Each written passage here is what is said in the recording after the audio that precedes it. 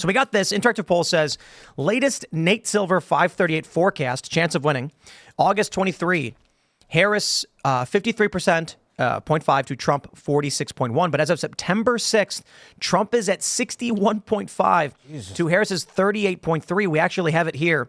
Silver Bulletin. And it looks like they predict Trump is going to, as of right now, and this could change.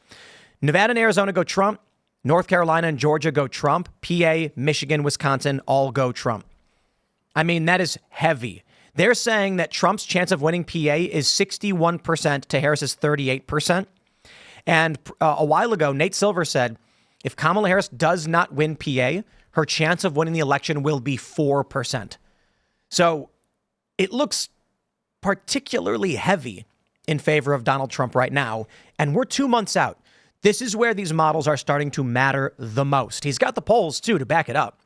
Here's the important thing about the national level polls. Harris is at 49 to Trump's 46. Two big important points. Many of these polls typically favor Democrats, so it could be within the margin of error. More importantly, national popular vote does not matter for who wins the president. So, of course, if the polls show a 3% skew towards Harris, but that's mostly Los Angeles, New York, and Illinois or Chicago or whatever, then it doesn't matter. Trump wins the swing states. Trump wins the election. I was in northeastern PA this past weekend, and everywhere is Trump signs. Yeah. Even very outskirts of Scranton, which is definitely Harris, 100% Democrat.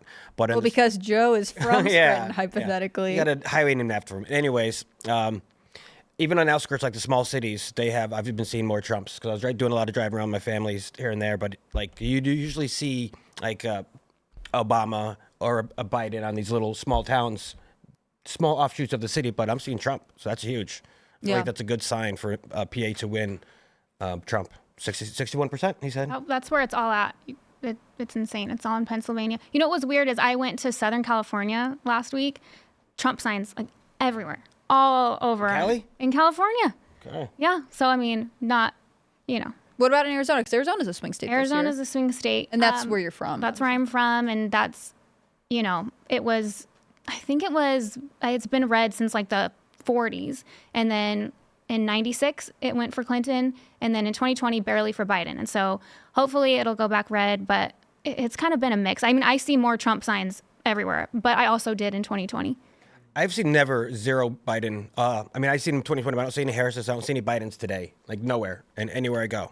I see him in some places. Yeah. I almost feel like it's like the one house in the neighborhood that's trying to point out to everyone else that they're Democrats. Like it's only if there's other Trump flags. Then it's also never just. I never see just a Biden sign. I feel like I always see a Biden sign.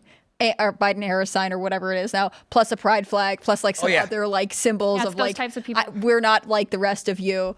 And maybe that's because I'm in West Virginia. I think that it's nice to see polls like this. It makes me so nervous that conservative voters will get complacent. Like I just, when the polls leaned, when you saw this rise in Kamala Harris, gaining some ground after the initial bump after she was announced, and then she picks Walz and convention and stuff like that. I think it was a good reminder to people who will vote Republican, independents that are leaning conservative, that like they have to do something. It's not enough to look at like a surging Trump poll and be like, cool, somebody's got this. A likely voter is not the same thing as someone who has definitely cast a ballot for Trump. And early voting starts in Pennsylvania, in about 10 days. But that's my biggest fear, I guess, that people will be like, oh, well, he looks like he's in the lead, so I'll just stay home today or I won't do anything about it. I know, and that's why I worry when I say I think he'll mop the floor with her, only if we actually get out and go vote. And that's a big thing. And also with independents. And, I think there's millions more registered Democrats than Republicans. So if we want to have it in the bag, we have to, get those people too, and not just become, like you said, not arrogant, not get complacent. Because do you feel like anyone's complacent right now? Do you guys see that around? I'm not seeing any complacency going on. Not among politically active individuals. Although I don't know. Looking at Nate Silver's model, I wonder how it is that this Alan Lichtman guy is going the other way. And this guy's only been wrong one time, and it was Gore v. Bush, which is a weird election. This could be a weird election. Don't get me wrong. I mean, Joe Biden winning the primary but then dropping out is very anomalous. So I don't know if anyone can predict what's going to happen. I don't even know if Nate Silver's predictions make sense because Nate Silver is accounting for public sentiment. Is he accounting for bureaucracy and administrative and procedural plays? The polls that I like the most right now, that I personally feel the most comfort in reading, are state level polls where the presidential election is not the only issue. Like, again, I was talking about this the other day, but Montana, AARP released one about Montana that was largely about the Senate race. It talked about, the influence of up ticket voting, whether they're going to vote for Trump or Harris. But if I feel like people will say one thing about the top of the ticket, they're like, oh yeah, I'll probably vote for this guy, whatever else. But people who are actively thinking about their congressional seats, their Senate seats, the people who are willing to give you an opinion on that, I feel like they are the most likely to turn out to vote because it's easy to you said football season's about to start. It's easy to wear the jersey. It's a different thing to buy the ticket to the game. It's a good analogy. Thanks. I'm so good at sports. That's so well Let me tell you. Pennsylvania, go Trump. I think we got it. I've been hearing that there are, in Virginia, lots of Harris signs. What? Where? Yeah. Yeah, that doesn't. I do a lot of driving around. Maybe east side or Maybe west side? North Loudon area. Yeah.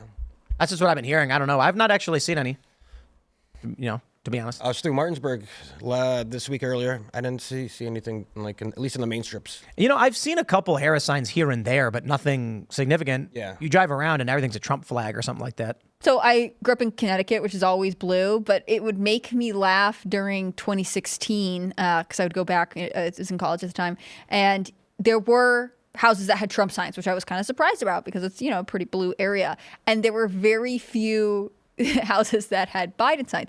He won the state. It's not it was Clinton at the time. It's not that the Democrat didn't win the state. It's just that the Trump supporters were more willing to talk about their stance, which is interesting culturally.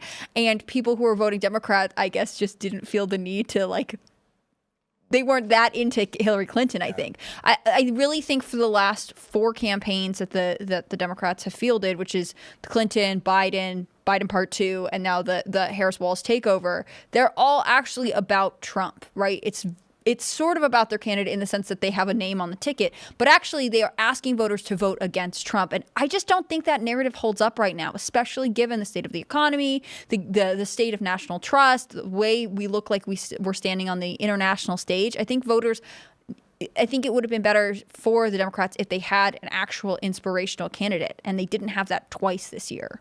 And that's what they already did in 2020 of that guy is orange and bad and he's, awful. In 2016. I mean, that's, again, the 4th time they've run this narrative. I think people are getting sick of it, honestly.